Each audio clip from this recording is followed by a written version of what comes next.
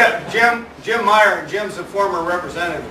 Yes. You mentioned stealing from the trust funds. Right. Are we on track to replace some of those funds?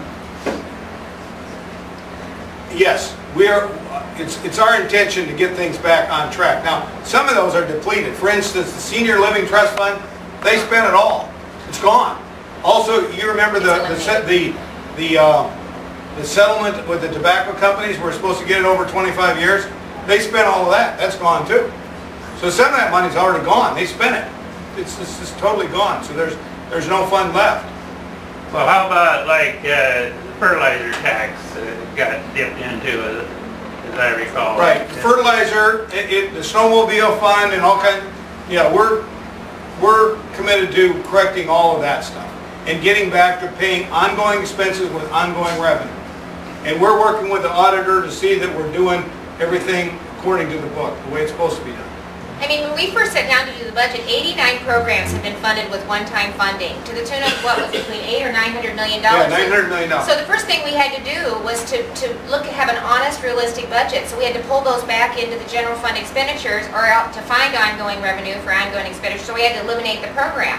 And the funny thing is, I mean, that had been done prior to the 2011 session. That's where those programs had been funded from. So it was really playing tricks with and games with the budget and not giving Iowans a realistic picture of what was being spent. Well, then as an example, what they did. Now, this is a classic example of indigent defense, okay? Yeah.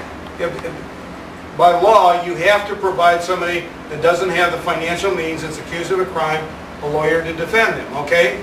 The cost is, I want to say the cost was, you remember exactly what? 36 million? 32 to 34 million. Okay. Yeah, and they purposely underfunded it. They funded it like... Right, there was only 17 million, okay? 14 million. 14.9. Yeah. So you had 17 million shortfall, so they knew, they figured it out so that it would run out of money about the time the legislature came back in January. That way they could fool the people as to the level of spending and force the next legislature to come up with that money. Another example was Medicaid. They used all of the one-time money to pay for Medicaid. Well, $540 million worth. So we had a $540 million hole in that one program, Medicaid. And so we did some restructure, but we basically had to come up with general fund money to be able to match that obligation. And the other thing we insist, and what they've done, we insisted that the legislature fund Medicaid at a realistic estimate of what it's going to cost. And so that we'll not force that, push that into the next year again. So that's what I just call honest budgeting. That's the kind of stuff that hadn't happened for years. And I want to thank Representative Worthen and the Republicans in the House because they stuck with us. And it was a long, hard battle. I mean, you know, we didn't get this done until the end of June. It could have been done in April. But Grunstall kept thinking he could drive a wedge between the House Republicans and the governor, and we proved that he couldn't do it. But it was a long, hard battle. Now, that's the reason why we got to get rid of Grunstall. We really need to have a Republican Senate majority to work with the House and with the governor. I mean, and he also didn't let the people vote on the one man, one woman marriage. He didn't. He wouldn't let the Senate vote on keeping that late-term abortion doctor from moving to Council Bluffs. I mean, he's just been a real stumbling block. And frankly, he's the one that prevented us from getting the commercial property tax. In fact, at one point, we had a deal.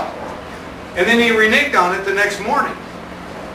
So that, I don't spend time complaining about those things, but I'm tired of having him block so many important things to grow this state. And that's the reason why we got to go to the people, and we need your help to get this done. And I think that we got a real good chance. And of course, he keeps saying, "Oh, he's all for it," but he really throws every roadblock in the way.